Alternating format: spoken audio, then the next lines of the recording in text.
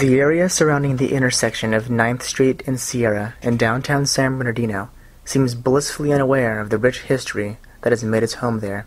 Amongst the dying strip malls huddled around Waterman Avenue, the sleazy and shabby liquor stores lining the streets, and the tiny homes with bars over anything that could be considered a viable entrance, lies one of the most important examples of early history in the entire state of California.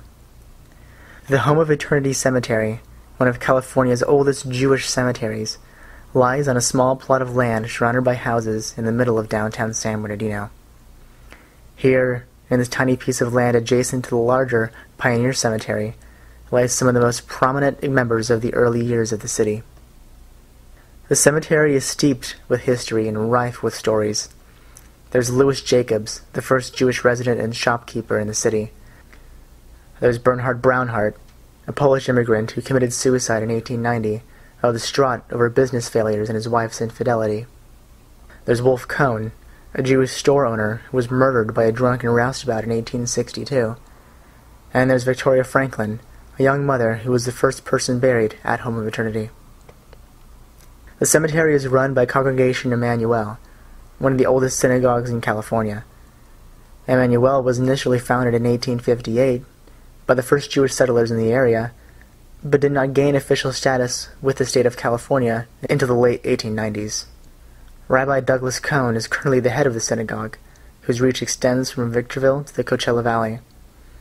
They have continuously run Home of Eternity Cemetery since its inception, making the cemetery one of the oldest in the entire state. When the Mormon expedition moved into San Bernardino in the 1850s and established a settlement on the land that was to become the city, a Jewish prospector by the name of Louis Jacobs moved in with them. Lured to California from his native Prussia in search for gold, it is not entirely clear what possessed Jacobs to deem the land suitable to settle in. In 1858, Jacobs established the city's first bank, the Bank of San Bernardino, which brought him a large degree of wealth. He went on to become one of the most prominent early residents of the city. He was instrumental in establishing Home of Eternity Cemetery, which was founded on land given to him and his congregation by the city.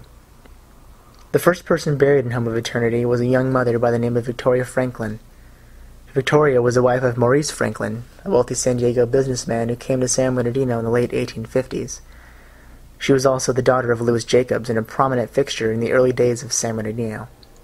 Unfortunately, she died in childbirth in 1861 at the age of 23.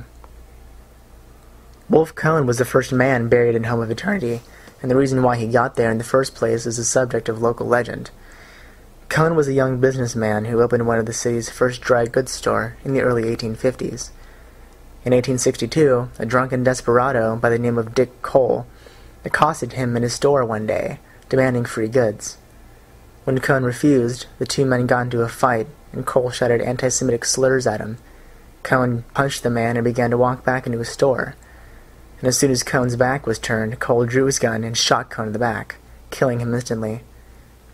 Isaac Kohn, a Los Angeles merchant who was visiting his brother, drew his gun and shot Cole twice, once in the abdomen and once in the groin. It is unclear whether Cole died of his injuries. Kohn's death sent shockwaves throughout the tiny town of only 1,500 residents. The local newspaper at the time condemned Kohn's death and announced that any further ill will towards the city's tiny but prominent Jewish population would be met with vigilante justice. Today, the Home of Eternity Cemetery is a fitting reminder of San Bernardino's multicultural history in a city that has always had a multicultural representation. Among the aisles of stone monuments that seem to stretch for miles on end lie the people who built this city and helped make it into the kind of city that it is today.